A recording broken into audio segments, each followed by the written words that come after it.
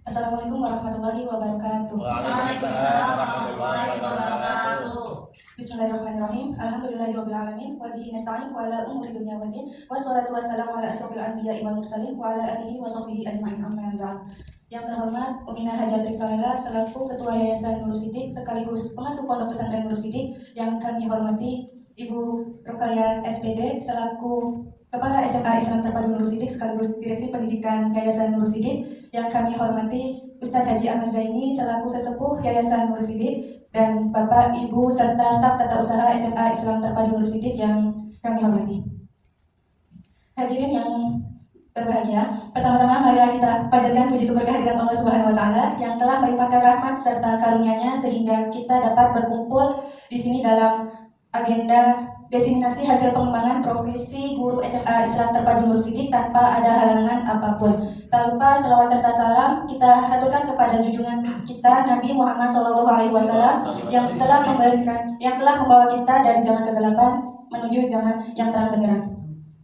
Hadirin yang berbahagia, izinkan saya selaku pembawa acara membacakan rangkaian acara diseminasi hasil pengembangan profesi guru SMA Islam Terpadu Nurul Sidik. Agenda yang pertama adalah pembukaan, agenda kedua adalah sambutan, agenda yang ketiga adalah penyampaian diseminasi, dan agenda yang terakhir adalah penutupan. Baik, untuk memulai acara pada siang hari ini, kita mulai pembukaan ini dengan mengucap basmalah bersama-sama. Bismillahirrahmanirrahim. Menuju ke acara yang kedua adalah sambutan. Yang kali ini sambutan akan diberikan oleh Kepala SMA Islam Terpadu Nurul Sidik kepada Ibu Rukayah SPD. Saya persilakan. Bismillahirrahmanirrahim. Assalamualaikum warahmatullahi wabarakatuh. Waalaikumsalam warahmatullahi wabarakatuh. A'udzu billahi bismillah walhamdulillah wala haula wala quwwata illa billah. Allahumma shalli ala sayyidina Muhammadin wa ala alihi wa sahbihi ajma'in. Amma ba'd. Segala puja dan puji hanya untuk Allah. Salawat dan salam semoga tercurah kepada Rasulullah Muhammad sallallahu alaihi wasallam beserta keluarga beliau, para sahabat, para tabi'in, dan insyaallah mudah-mudahan kita semuanya adalah umatnya Rasulullah yang diberikan Allah untuk mendapatkan syafaat kanjeng Nabi baik itu di dunia maupun di akhirat. Amin ya rabbal alamin. Umi yang selalu kita doakan beliau dalam keadaan yang sehat walafiat. Ustadz Haji Ahmad Zain juga yang selalu kita doakan mudah-mudahan beliau selalu sehat walafiat. Allah paringi kemudahan segala urusan beliau, berkah manfaat, sukses hasil maksud. Amin ya rabbal alamin. Asatidz wal ustadzah SMA Islam Terpadu Nurul Sidik yang insyaallah selalu semangat untuk memberikan yang terbaik untuk Allah Subhanahu wa Ta'ala. Bila khusus Bapak Haji Abdul Khaliq AMDS PDI GR. Beliau hari ini alhamdulillah diberikan amanah untuk melakukan satu kegiatan yaitu diseminasi pengembangan profesi. Bapak dan Ibu, kita sudah tidak bisa memilih untuk keluar dari dunia pendidikan karena kita status sebagai seorang guru, maka mau tidak mau kita melakukan tarbiyah atau pendidikan yang harus terus kita tingkatkan dan kita kembangkan. Nah, di sini butuh proses, butuh perjuangan, dan juga butuh kerja keras dari kita untuk bisa mengembangkan, untuk bisa meningkatkan kualitas pendidikan, khususnya di SMA Islam Terpadu Nurul Sidik dan umumnya adalah di Indonesia. Ya. Untuk melakukan sebuah pengembangan, banyak jalur yang bisa kita pilih, banyak kegiatan yang bisa kita lakukan, baik itu langsung maupun tidak langsung, baik itu daring maupun offline ya. Artinya menyesuaikan dengan kemampuan ataupun waktu yang kita miliki dan juga kesempatan yang ada. Seperti salah satunya adalah sebagai guru penggerak ya. Guru penggerak ini menjadi satu program pemerintah yang memang ke depan akan menjadi satu hal yang memang akan banyak diminati ya. Kenapa? Karena banyak hal yang sudah diluncurkan oleh pemerintah, salah satunya guru penggerak ini untuk dijanjikan banyak hal yang positif ya, banyak hal yang positif untuk kemajuan dunia pendidikan, termasuk di dalamnya adalah pengembangan profesi kita. Menjadi calon guru penggerak ini juga butuh proses dan juga butuh perjuangan, dan apa yang sudah didapatkan dari guru penggerak baik itu materi maupun nanti harus praktek, karena mau tidak mau pada ujungnya adalah harus bermanfaat. Ujungnya adalah bahwa menjadi guru penggerak itu harus bisa bermanfaat, khususnya di tempat yang ditempati, ya, ditugaskan. Nah itu sehingga ini harus terus digali. Ya. Diseminasi untuk kali ini Pak Haji Abdul Kholik menyampaikan bahwa temanya adalah untuk peningkatan karakter baik ya di budaya positif di SMA Islam Terpadu Nur Sidik. Ya, budaya positif banyak hal yang bisa kita ambil dari sini karena alhamdulillah kita sudah banyak melakukan pembiasaan positif yang nanti itu akan menjadi sesuatu yang menjadi budaya. Kalau budaya kan berarti sudah menjadi sebuah kebiasaan sehingga menjadi sebuah budaya. Sehingga sesuatu itu kalau tidak dilakukan akan menjadi sesuatu yang kurang seperti masak tanpa garam. Nah, mungkin seperti itu. Ya, budaya positif yang diharapkan nanti setelah diseminasi akan terus menjamur, akan terus berkembang dan juga akan terus meningkat. Ya, dan untuk diseminasi ini juga kami harapkan bahwa nanti setelah ini bukan hanya Pak Haji Abdul Kholik tumbuh, kemudian berikutnya calon guru penggerak berikutnya bertumbuh dan juga banyak dari SMA Islam Terpadu Nur Sidik. Saya tunggu Bapak dan Ibu semuanya. Yang jelas saya titip bahwa kita semuanya ini diamanahi ilmu oleh Allah Subhanahu wa taala, maka mau tidak mau ilmunya harus diamalkan. Dengan mengamalkan ilmu pastinya kita ini menjadi seorang penggerak ya. Penggerak untuk diri kita sendiri, untuk teman kita, untuk anak-anak, untuk instansi dan juga untuk dunia pendidikan khususnya. Ya, mungkin itu saja sambutan yang saya sampaikan. Sekali lagi selamat melakukan diseminasi dan kita tunggu Bapak dan Ibu berikutnya. PMM-nya silakan dibuka, dipelajari dan kemudian diselesaikan sampai kepada aksi nyata. Ini adalah bukti aksi nyata untuk melakukan diseminasi. Baik, itu saja. Terima kasih banyak. Astagfirullahaladzim. Assalamualaikum warahmatullahi wabarakatuh. Waalaikumsalam warahmatullahi wabarakatuh. Terima kasih kepada Ibu Ruqayyah SPD yang telah memberikan sambutannya. Agenda yang ketiga adalah penyampaian materi diseminasi yang akan disampaikan oleh Bapak Haji Abdul Kholik AMD SPD IJR. Kepada beliau kami persilakan. Baik, Assalamualaikum warahmatullahi wabarakatuh. Bismillahirrahmanirrahim. Alhamdulillahirrahmanirrahim. Wassalatu wassalamu ala asrofil anbiya'i wal mursalin sayyidina Maulana Muhammadin wa ala alihi wa ashabihi ajma'in. Amma ba'du. Yang kami hormati Ibu Kepala SMA Islam Terpadu Sidik yang dalam hal ini terwakili oleh Ibu Wakil Kepala ya bidang kurikulum dan kesiswaan. Yang kami hormati Bapak Ibu Guru SMA Islam Terpadu Sidik. Terima kasih sebelumnya kami ucapkan atas dukungannya untuk bisa hadir dalam kegiatan diseminasi. Diseminasi apa diseminasi Bu? Diseminasi ya? Diseminasi. Nah, diseminasi. Kalau desi Ramasari nanti ya. Jadi diseminasi. Diseminasi itu apa sih? Pemaparan atau penyampaian hasil kegiatan yang kita lakukan yang bisa bermanfaat untuk para pendengarnya atau para audiens yang menyimak. Itu namanya diseminasi. Ya. Anggap aja kalau bahasa lainnya adalah sosialisasi nanti ya. Seperti itu. Nah, untuk diseminasi kali ini, alhamdulillah saya diberikan dukungan juga oleh Ibu Kepala ya untuk mengisi diseminasi kepada Bapak Ibu sekalian. Dari hasil saya belajar untuk ditularkan kepada rekan sejawat ya tentang budaya sekolah. Sebetulnya budaya sekolah ini sudah terlaksana di SMA Islam Terpadu Sidik. Hanya saja kita mungkin perlu tambahan wawasan yang bisa membuka cakrawala berpikir kita menjadi lebih luas lagi begitu. Yang mungkin sekarang ini kita tahu yang namanya disiplin peserta didik atau murid, kita tahu menjadi pembiasaan yang positif seperti ada pembiasaan pagi hari dan sebagainya, kita sudah melaksanakannya. Tapi di sisi lain juga kita perlu ada penambahan barangkali saja ada hal-hal yang memang kita perlu berefleksi diri. Apakah yang sudah kita lakukan itu sudah baik atau sudah benar atau masih ada yang perlu ditingkatkan? Itu saja sih mungkin yang perlu kita tegaskan atau yang kita perlu tanamkan untuk saat ini. Salawat dan salam semoga senantiasa tercurah dimakan kepada Nabi Nabi Agung Muhammad SAW kepada keluarganya, para sahabatnya, dan kita sebagai umatnya yang mudah-mudahan akan terus mengikuti ajaran-ajaran. Amin ya Allah, amin. Baik Bapak Ibu semuanya ya, sebelum kita memulai diseminasi ini, dari kemarin kita sudah banyak kegiatan, kayaknya pikiran kita juga semakin lelah ya, ada yang ngajak kopi, hiring-hiring dan sebagainya. Itu tandanya adalah pikiran kita sudah mulai lelah. Jadi kita harus di refresh kembali otak kita gitu ya, dengan yang namanya kita senam otak. Nah, jadi sebelum mulai acara kita senam otak dulu bersama. Ya, ini bukan dibukakan dulu. Ya, kita sama-sama ya, Bapak Ibu. Bisa semuanya untuk berdiri dulu, dulu ya. Oke, Wika. Ya, kita sama-sama senam otak dulu untuk refresh otak kita. Ya. Diharapkan semuanya bisa mengikuti ya, mengikuti yang ditampilkan di video. Karena mohon maaf saya sendiri juga tangan saya itu kaku salah satu ini. Jadi gerakannya kurang sempurna. Ya. Ini. Ini juga mana? Nah, ini. Yang bapak nama pakai, oke, nggak apa-apa. Kayaknya kurang minum gitu, mana minum tuh? Boleh ini Pak, minumnya Pak, boleh Pak. Biar oleng gitu ya. Oke. Ini adalah senam otak ya, gerakan dasar. Manfaatnya ada berbagai macam manfaat untuk senam otak itu. Ya. bisa meningkatkan daya konsentrasi, kemudian daya ingat, meningkatkan refleks dan koordinasi tubuh, ya karena kita ada gerakan-gerakan. Oke, mulai ya.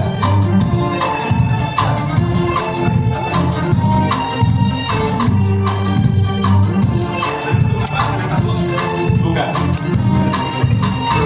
Sekarang jari kelingkingnya yang dibuka dengan jari bawah. Ya.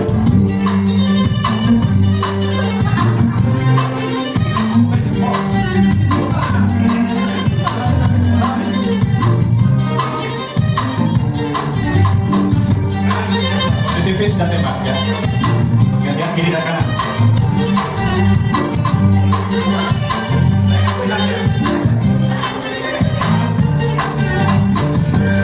Sekarang jari satu dengan jari lima. Ya, ini bukan lengkap banyak depan.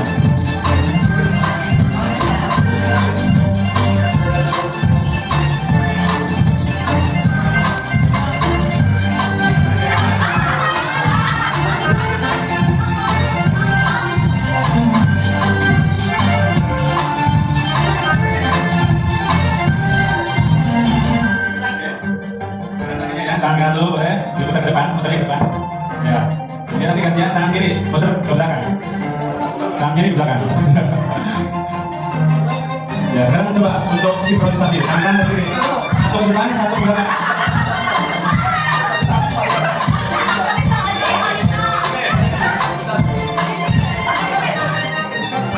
Kembali lagi ke posisi awal, mata dan muka.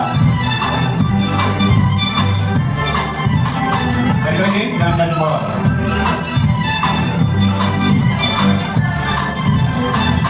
Ya, fish dan tembak, fish dan tembak. Oke, 5-1-1-5.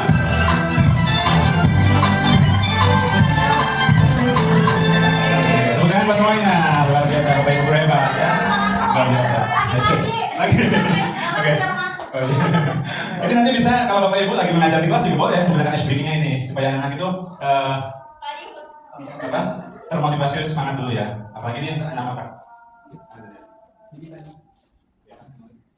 Baik Bapak Ibu semuanya ya, guru hebat. Terima kasih tadi kita sudah melakukan speaking ya. Gimana, menyenangkan speakingnya? Ya, alhamdulillah. Ya, ini bisa diterapkan di dalam kelas ya ketika Bapak Ibu mengajar atau ketika Bapak Ibu mengisi materi menjadi narasumber di tempat lain atau di sekolah lain sendiri ya. Baik ya, materi yang ingin kami sampaikan dalam diseminasi kali ini adalah tentang budaya positif. Seperti tadi yang disinggung juga oleh Ibu Kepala dalam sambutannya bahwa budaya positif itu adalah kebiasaan-kebiasaan yang dilakukan ya yang bernilai positif atau bernilai baik. Karena ada juga budaya negatif ya. Oke, tugas ini tadi di modul 1.4, di modul 1 itu ada 1.1, 1.2, 1.3, 1.4. Di dalam satu modul itu banyak lagi materinya. Tapi ini modul yang terakhir di modul 1 ya, yang tugas aksi nyatanya adalah membuat diseminasi. Nah, di dalam budaya positif itu merupakan nilai-nilai keyakinan atau kebiasaan-kebiasaan ya yang ada di sekolah yang berpihak kepada murid. Ingat, garis bawahnya adalah yang berpihak kepada murid agar murid dapat berkembang menjadi pribadi yang kritis, penuh hormat dan bertanggung jawab. Adapun ruang lingkupnya itu ada 6. Yang pertama ada disiplin positif dan nilai-nilai kebajikan universal. Apa itu disiplin positif dan nilai-nilai kebajikan universal? Nanti akan dijabarkan di slide berikutnya ya. Kemudian yang kedua ada teori motivasi, hukuman dan penghargaan. Kemudian restitusi. Apa restitusi itu? Yaitu proses langkah-langkah dalam menyelesaikan masalah. Kemudian ada yang namanya keyakinan kelas. Mungkin selama ini kita baru mengenalnya adalah aturan kelas. Wali kelas ketika masuk pertama kali dengan anak-anaknya membuat nggak yang namanya peraturan kelas? Nah, ke depan karena kita sudah kurikulum merdeka, maka kita bukan lagi yang namanya peraturan kelas, tapi keyakinan kelas. Ya. Kemudian ada kebutuhan dasar manusia dan dunia berkualitas. Ya. Karena kita sebagai manusia pasti memiliki kebutuhan. Kemudian ada restitusi, 5 posisi kontrol sebagai guru. Nah, nanti di sini barangkali kita berefleksi, saya ini seperti guru yang seperti apa menurut 5 posisi kontrol ini, gitu ya. Tapi bukan untuk menjustifikasi diri kita sendiri ya. Kita hanya tahu posisi saya masih di sini. Apakah perlu saya tingkatkan ke posisi yang lain lagi? Kita seperti itu. Dan yang terakhir ada segitiga restitusi, yaitu rumus untuk membuat langkah-langkah dalam penyelesaian masalah. Karena segitiga berarti di situ ada 3 langkah nantinya. Ya. Yang pertama makna disiplin tadi ya, itu untuk menciptakan murid yang merdeka. Syarat utamanya adalah harus adanya disiplin yang kuat. Nah di sini di SMA Nursyid ini sudah dari awal sampai sekarang pun yang namanya budaya disiplin itu terus diterapkan. Bahkan kita sering mendengar sekali ketua yayasan sendiri juga selalu menggaungkan tentang yang namanya disiplin dalam berbagai hal, disiplin waktu, disiplin pakaian, disiplin pekerjaan dan sebagainya. Kemudian menurut Ki Hajar Dewantara, disiplin yang kuat yaitu ya disiplin yang memiliki motivasi internal. Jadi ada dorongannya dari diri kita sendiri, bukan dari orang lain atau motivasi eksternal gitu ya. Nah, Kemudian dengan kata lain, seorang yang memiliki disiplin diri berarti bisa bertanggung jawab terhadap apa yang dilakukannya. Karena apa? Mereka mendasarkan tindakan mereka pada nilai-nilai kebajikan. Jadi dengan adanya disiplin diri ini, kita itu akan menjadi seseorang yang memiliki kesadaran yang tinggi. Terdorongnya itu dari hati, begitu, bukan atas perintah. Makanya jargonnya guru penggerak itu adalah tergerak. Tergerak itu berarti dari hatinya itu muncul ada keinginan kesadaran bergerak tuh. Saya siap untuk belajar, untuk melakukan sesuatu dan menggerakkan. Yaitu bisa berkoordinasi, berkomunikasi dengan orang lain sehingga orang lain itu bisa melakukan sesuatu atas keinginan kita. Nah seperti itu memang jargonnya guru penggerak. Bahkan tambahin lagi untuk Cirebon sampai jantung tak berdetak. Artinya kita untuk melakukan pengabdian dan sebagainya itu sampai akhir hayat kita, gitu ya. Nah ini disiplin positif. Yang namanya disiplin positif itu suatu pendekatan sebetulnya ya, untuk menerapkan disiplin diri dalam diri anak tanpa hukuman ataupun hadiah. Ini mungkin pengalaman saya pribadi ketika saya punya anak yang usianya sudah 3 tahun, 4 tahun, 5 tahun, baru menyadari, oh ternyata kalau menuntun anak itu jangan mudah untuk dengan memberikan embel-embel atau memberikan sesuatu untuk melakukan sesuatu. Nah, kerja PR-nya nanti ayah kasih hadiah misalnya itu, nggak harus dengan seperti itu. Karena kalau kita bentuk seperti itu akan melekat terus supaya besar. Boleh mungkin sesekali lakukan itu, tapi jangan terlalu sering begitu. Ya, kan mungkin di sini juga kita ada yang namanya apresiasi kepada peserta didik, pelatihan dan sebagainya. Boleh, tapi kalau terus-terusan dilakukan seperti itu, maka itu akan menutup dari kesadaran diri yang muncul dari dalam hatinya. Sebagai pendidik juga tujuan kita adalah menciptakan anak-anak yang memiliki disiplin diri sehingga mereka bisa berperilaku dengan mengacu pada nilai-nilai kebajikan universal. Apa itu nilai-nilai kebajikan universal? Tidak ada sertifikatnya ya. Dan memiliki motivasi intrinsik bukan ekstrinsik. Motivasi intrinsik itu motivasi dari dirinya sendiri. Ya, saya ingin melakukan sesuatu karena saya pengen gitu, bukan disuruh orang lain, gitu ya, seperti itu. Nah ini nilai-nilai kebajikan universal diantaranya ada kejujuran, tanggung jawab, kasih sayang, percaya diri, integritas, kesabaran. Di mana nilai-nilai ini pasti diakui oleh segala suku bangsa, agama juga akan mengakui sama. Nilai-nilai ini adalah nilai suatu kebajikan atau kebaikan, gitu ya. Oke, terus, adakah perbedaan antara hukuman dan konsekuensi? Bila sama, di mana persamaannya? Bila beda, bagaimana perbedaannya? Nah, sebentar. Hukuman bersifat tidak terencana. Ya, contoh, misalnya di Pakatur atau Bu Rika, kesiswaan, ada anak datang terlambat misalnya. Ya, hukuman tidak terencana, langsung. Kenapa kamu terlambat? Begini, yaudah kamu bersihin sampah, nah, itu langsung hukuman, gitu ya. Tapi kalau untuk konsekuensi itu sesuatunya direncanakan dulu. Kalau nanti ada siswa yang terlambat, maka dia konsekuensinya adalah membaca hafalan misalnya. Atau konsekuensinya adalah menunggu 1 jam pelajaran tidak ikut dulu, kayak gitu, itu namanya konsekuensi. Jadi anaknya sudah dikasih tahu dulu, ada kesepakatan terlebih dahulu. Ya, kalau dulu sih sebetulnya sudah diterapkan, yaitu dalam bentuk peraturan poinnya, pakai poin ya. Nah, sudah disosialisasikan ya ke anak-anak. Sudah berjalan kan? Ya, berarti kan itu namanya bentuk konsekuensi. Terkadang kita maaf ya, guru juga kita tadi lupa gitu ya, ketika ada kesalahan langsung main hukum aja gitu. Nah, gitu. Baik ya, Bapak Ibu semuanya dilanjutkan. Tadi saya sudah menyampaikan terkait dengan yang namanya hukuman dan juga konsekuensi. Nah, tadi kalau hukuman itu sifatnya tidak terencana. Jadi bisa jadi Bapak Ibu menemukan satu pelanggaran siswa, kemudian tiba-tiba Bapak Ibu langsung memberikan satu perintah, misalnya kamu kerjakan ini, tanpa melihat aturan kesepakatan yang telah dibuat bersama. Nah, sementara untuk konsekuensi adalah sudah terencana. Ya, jadi sebelum ada tindakan itu sudah ada kesepakatan. Ya, nah sudah dibahas dan disetujui oleh murid. Jadi bedanya aturan dengan konsekuensi itu kurang lebihnya. Kemudian di sini ada tingkat penghargaan juga ada yang jangka pendek dan juga yang jangka panjang. Kemudian ada penghargaan tidak efektif, kemudian penghargaan merusak hubungan, kemudian penghargaan mematikan kreativitas dan penghargaan dengan menghukum. Gitu. Nah, kemudian di sini di dalam budaya sekolah itu ada yang namanya atau hal yang menyangkut dengan aturan atau dalam hal ini disebut dengan keyakinan kelas. Ada bedanya. Mengapa keyakinan kelas? Mengapa tidak aturan kelas saja? Karena keyakinan kelas itu dibuat bersama-sama poin-poinnya itu dan konsekuensinya apa. Kalau sini kan ada pakai poin, ini poin, ini poin, ini poin A, B, C dan sebagainya.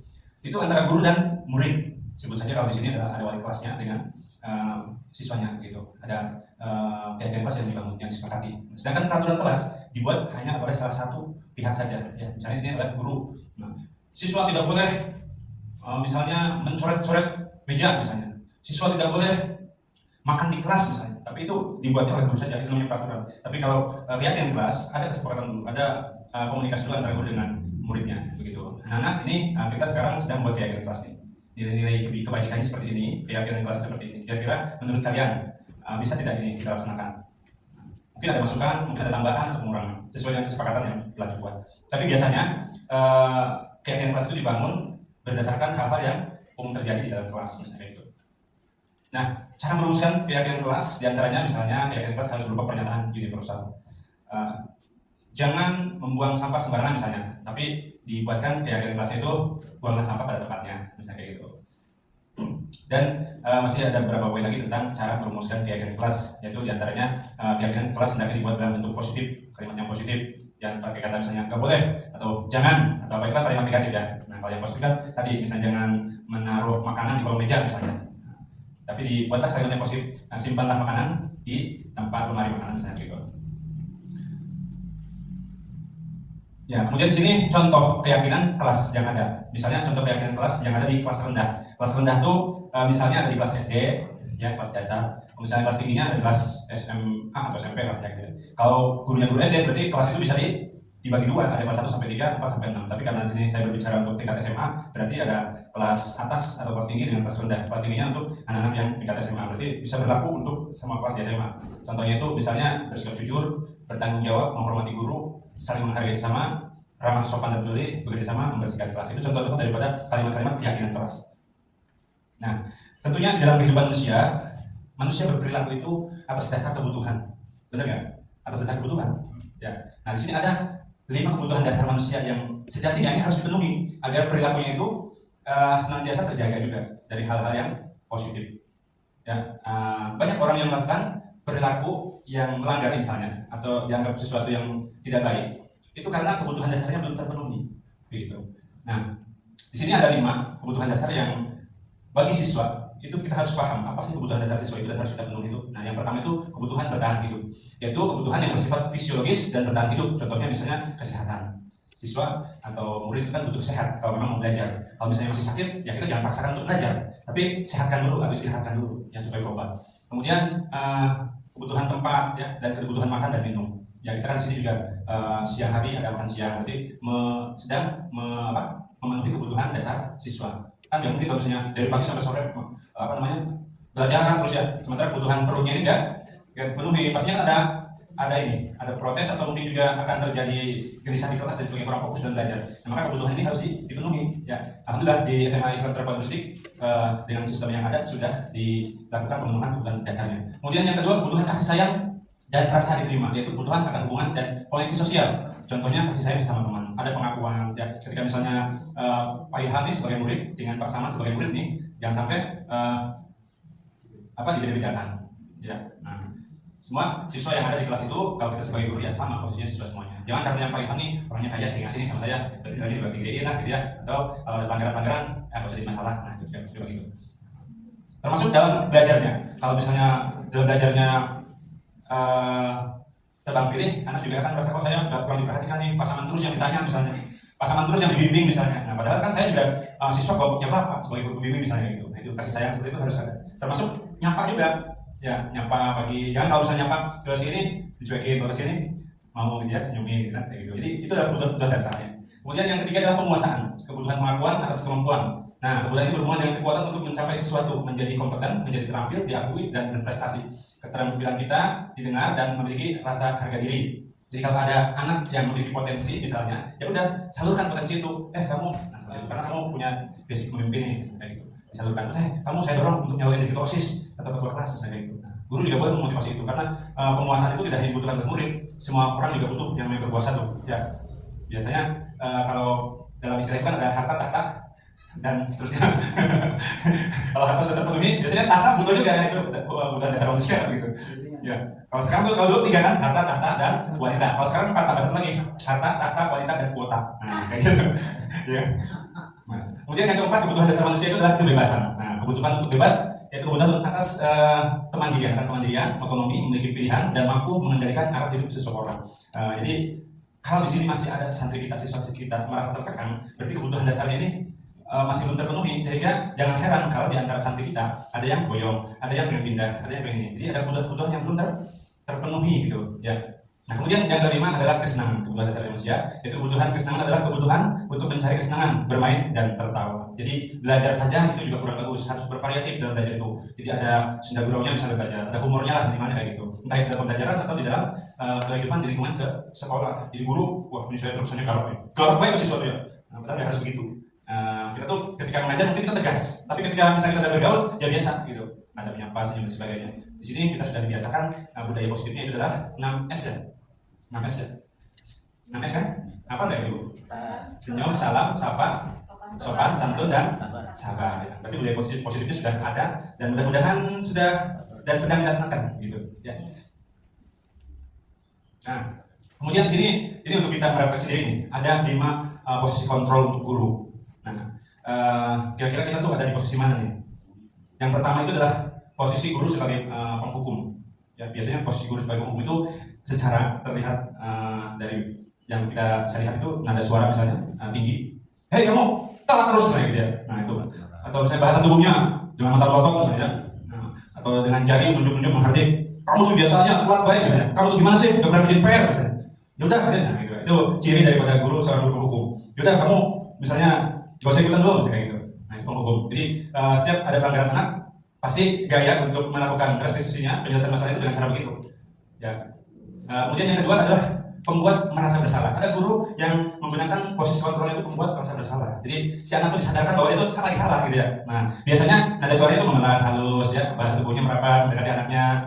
Ilham, kamu tuh gimana sih? Ya, kan ibu sudah kasih tahu ya. Nah gitu. Jadi kamu gak kasihan sama ibu kalau kamu misalnya nggak pernah jadi PR, nanti ibu ditegur sama orang tua kamu. Nah gitu kan. Kita mengelas tuh supaya dia tuh, oh iya saya bersalah nih gitu kan ya, gak enak sama ini. Nah, sampai mungkin bahasanya ada begitu. Husnul misalnya gitu ya. Kenapa biar yang dikerjakan ibu jadi kecewa sama kamu gitu kan. Nah padahal gitu itu membuat merasa bersalah. Nanti akan dijabarkan lebih ininya di sini ya, mungkin ada lebih ini kelihatan ya, kelihatan ya Bu? Nggak kelihatan ya? Saya juga agak ini ya, saya kesini aja. Nah, ini motivasi eksternal dan motivasi intrinsik ya. Motivasi eksternal itu dari luar, dari orang lain kepada kita. Motivasi intrinsik itu kesadaran dari kita sendiri. Nah tadi ada yang menghukum gitu ya, contoh kalimatnya nanti di sini. Kalau kamu tidak melakukannya, saya akan misalnya, dengan ada yang tadi. Kemudian hasilnya apa sih kalau guru melakukan sesuatu restitusi dengan posisi sebagai penghukum itu? Biasanya dampaknya kepada anaknya itu, anak itu akan memberontak. Ya. Kemudian ada rasa dendam biasanya. Nah ini berarti tingkat kekurangannya itu. Ya, tapi mungkin satu saat di situ anak langsung melakukan karena takut itu positifnya. Kemudian untuk yang membuat orang merasa bersalah, dampaknya itu bisa bisa menyangkal dan berbohong, gitu ya. Bisa menyangkal dan berbohong, kemudian menyembunyikan sesuatu. Dan ini lebih berbahaya lagi sebetulnya kalau yang membuat rasa bersalah itu. Karena apa? Karena si anak itu menjadi dirinya itu sebagai seorang yang gagal. Wah saya berarti udah ngecewain guru saya nih, gimana ya? Gitu ya. Nah itu. Jadi motivasi dalam dirinya itu semakin menurun bahkan. Nah, seperti itu. Kemudian yang ketiga, posisi kontrol yang ketiga yaitu teman. Ya, jadi guru memposisikan dirinya itu dekat dengan anak-anak dengan membuatkan alasan-alasan untuk murid-muridnya. Contohnya misalnya, lakukan untuk ibu ya nak. Nah gitu ya, sudah nanti bapak bantu bereskan. Sekarang kamu duduk dulu. Anak-anak itu kan seolah-olah guru ini partnernya kita gitu. Sehingga dalam kesehariannya juga seperti friend aja, teman gitu ya. Nah, keuntungannya anak itu mudah untuk diajak berkomunikasi. Kita bisa lebih dekat dan bisa menyelami dirinya. Tapi kekurangannya itu adalah anak itu akan ketergantungan. Biasanya anak yang dijadikan sebagai posisi kontrol guru kita sebagai teman itu ketergantungan sama guru yang bersangkutan. Kalau disuruh tuh pengennya pasangan aja lah yang enak orangnya gitu kan. Pak Ilham sih orangnya gini kan. Karena tadi merasa care gitu kan. Nah, gitu misalnya. Ya, kemudian ada posisi pemantau nih. Biasanya kalau posisi pemantau ini lebih pada tingkat pengawasan, menghitung dan mengukur dengan aturan yang ada. Misalnya kalau di situ ada aturan yang dibuatkan dengan sistem poin begitu. Ilham, apa peraturannya? Ya Bu, kalau terlambat, kamu terlambat berapa menit? 10 menit. Ya, terus konsekuensinya apa? Ya, berarti saya harus berdiri dulu di depan kelas saya gitu. Ya, langsung diingatkan seperti itu. Ya, nah, jadi kalau posisi pemantau tuh sudah punya alat yang buat menyampaikan kepada anaknya. Nah, apa sih kelemahannya? Kelemahannya itu anak itu bisa menyesuaikan dengan aturan yang ada itu bila ada pengawasan atau diawasi begitu. Anak mau berbuat yang yang seharusnya tidak harus diawasi tapi harus selalu diawasi gitu. Seperti itu. Kemudian yang kelima yaitu posisi control manager. Nah, ini di dalam kurikulum Merdeka perkembangan dari kurikulum sebelumnya ini sangat luar biasa karena di dalam itu mengarahkan kita posisi guru itu kalau bisa dengan posisi yang tepat yaitu sebagai seorang manajer. Manajer itu seperti apa? Yang bisa mengajukan pertanyaan-pertanyaan kepada siswanya. Jadi anak datang itu nggak langsung dimarahin, nggak langsung dijustifikasi, nggak langsung diapain. Karena kita punya keyakinan kelas yang tadi punya nilai-nilai universal. Misalnya Pak Sama nih melakukan kesalahan merusak tanaman di depan kelas misalnya. Karena setiap perilaku itu pasti ada apa? Pasti ada alasannya, benar nggak? Nah, Saman, maaf ya. Saman, kenapa kamu itu merusak tanaman di depan kelas itu? Nah, pasti Pak Saman kan ada alasan, punya alasan tersendiri kenapa Pak Saman itu bisa memotong bunga-bunga atau daunnya dan sebagainya. Entah itu karena lagi kesel, biasanya sama tanaman, entah itu karena tanamannya itu sudah terlalu ini gitu ya, terlalu menghalangi jalan misalnya supaya rapi dipotong-potong atau bagaimana. Tapi intinya kan merusak begitu ya. Nah, kayak gitu. Jadi ada alasan. Kita tanya dulu apa yang menjadi keyakinan kelasnya apa, kemudian nilai-nilai kebajikan itu apa, diyakinkan dulu. Nah, contohnya gini, kalau misalnya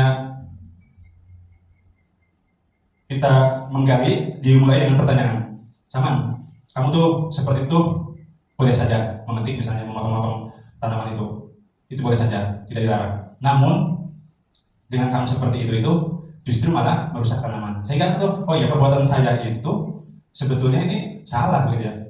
Walaupun salah, ya betul saya salah, tapi saya harus punya tanggung jawab untuk memperbaikinya. Nah, posisi manajer harus bisa mengarahkan anak itu dari yang tadinya positif ke arah yang seperti itu dengan motivasi dari dalam dirinya, gitu, menuntun seperti itu. Nah, ini rumusnya. Rumus dalam restitusi atau langkah-langkah dalam memperbaiki kesalahan atau menyelesaikan masalah. Di sini rumusnya menggunakan segitiga restitusi. Yang pertama yang kita lakukan ketika kita menyelesaikan masalah, ada siswa yang melanggar. Ya, ini lebih dipakai dalam posisi manajer ya.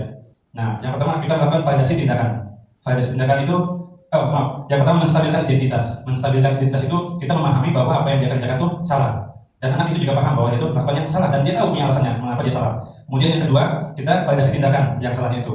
Betul, apa yang kamu lakukan itu salah itu, tapi dari salahnya itu bisa menimbulkan dampak apa? Maka kayak itu. Kemudian yang ketiga, menanyakan keyakinan. Dari apa yang kamu lakukan itu nanti dampaknya apa, kemudian kira-kira kamu mau melakukan apa supaya kamu sesuai perilaku kamu sesuai dengan keyakinan yang kamu yakini. Contohnya, Pak Ilham membuang sampah sembarangan, nggak di tempatnya atau di kelas ya, misalnya sebagai saksi sembarangan. Nah, itu kan berantakan kan di kelas itu. Nah, kemudian panggil Ilham, kamu tadi membuang sampah sembarangan nggak di tempatnya? Ya Pak, ya kamu tahu kalau membuang sampah sembarangan itu akan membuat lingkungan kotor. Ya Bapak tahu. Bapak tahu mungkin kamu lagi kesal sama seseorang sehingga bawa kertas ini aja, asal lempar aja gitu misalnya. Tapi dari kamu melempar kertas sembarangan itu, maka sampah itu akan berserakan dan itu akan menimbulkan akibat menjadi lingkungan kotor. Kira-kira menurut keyakinan kamu kan sudah punya keyakinan bahwa menjaga kebersihan kelas itu penting. Apa yang mau kamu lakukan? Siswa diajak berbicara, berpikir, oh iya saya salah ya, saya punya tanggung jawab. Ya udah Pak, nanti saya akan ambil sapu, saya bersihkan dan saya berjanji tidak akan mengulangi lagi. Ya, ini yang saya contohkan seperti ini mungkin saja bisa terjadi atau mungkin skenario bisa lain karena karakteristik masing-masing siswa itu beda-beda ya. Ada yang mungkin mengulang-ulang terus kesalahan dan sebagainya. Tapi sejatinya seorang guru harus bisa memposisikan kontrol itu dalam posisi manajer. Agar apa? Agar motivasi yang terbentuk dalam karakternya itu diantaranya adalah punya tanggung jawab, kemudian kesadaran diri dan sebagainya.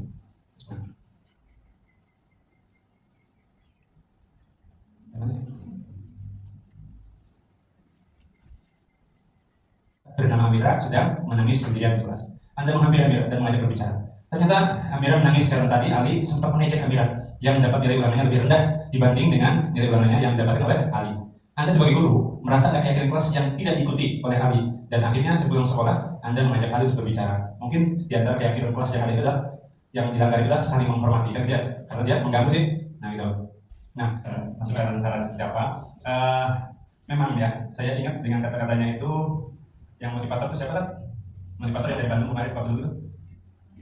Bang siapa namanya? Bang Jai. Ya. Dia kan berbagi pengalaman sama kita. Jadi membangun karakteristik anak itu kalau untuk menyadarkan, membangun kesadaran itu lama prosesnya. Membangun pemahaman dan pengertian itu lama prosesnya. Harus terus diulang-ulang, harus terus diberikan masukan. Ya, tapi dampaknya ketika perkembangan usia semakin naik, dia kan terus bisa menyadari tanggung jawabnya semakin terpupuk begitu. Sehingga untuk menghadapi anak yang seperti Aga, seperti Perpek, itu juga tetap harus diulang-ulang. Ya, bahwa mengingatkannya tuh berulang-ulang terus kasih tanggung jawab, masih belum bisa diingatkan lagi terus seperti itu. Dan tadi betul saya sudah melakukan hal yang benar kepada Pak Is ya, itu betul daripada restitusi ya, melakukan pendekatan komunikasi, memberikan pemahaman pengertian ya dengan kondisi yang ada. Kemudian Ustazah bisa menanyakan menurut kamu bagaimana seharusnya, nanya gitu. supaya anak juga punya. Dari SPD ICR yang telah memberikan diseminasi terkait materi budaya positif di sekolah. Materi ini sangat bermanfaat bagi kita khususnya seorang guru ya, dan semoga ini bisa kita terapkan kepada peserta didik kita semua. Amin. Alhamdulillah acara hari ini. Marilah kita tutup acara hari ini dengan mengucap hamdalah dan doa kafaratul majelis bersama-sama. Alhamdulillahirabbil alamin. Subhanallah wa bihamdika asyhadu an la ilaha illa anta astaghfiruka wa atubu ilaik. Warahmatullahi wabarakatuh. Waalaikumsalam warahmatullahi wabarakatuh.